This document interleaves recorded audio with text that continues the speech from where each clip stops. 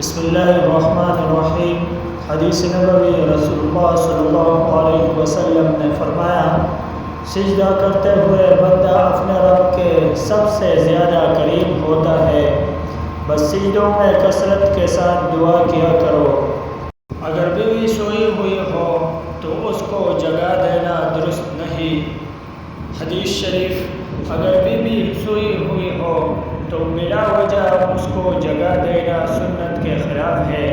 سیدہ عائشہ صدیقہ رضی اللہ عنہا فرماتی ہے کہ میں سوئی ہوئی تھی تو اللہ کے حبیب صلی اللہ علیہ وسلم بستر سے بہت آہستہ سے نیچے اترے اور پھر جوتا پہننے بغیر ننگے پاؤں چلے تاکہ آواز نہ ہو۔ جب میں نے پوچھا کہ اے اللہ کے رسول، آپ نے ایسا کیوں کیا؟ فرمایا، عائشہ تم سو رہی تھی تو میرا جی چاہا کہ تمہارے نیند میں خلل نہ آئے۔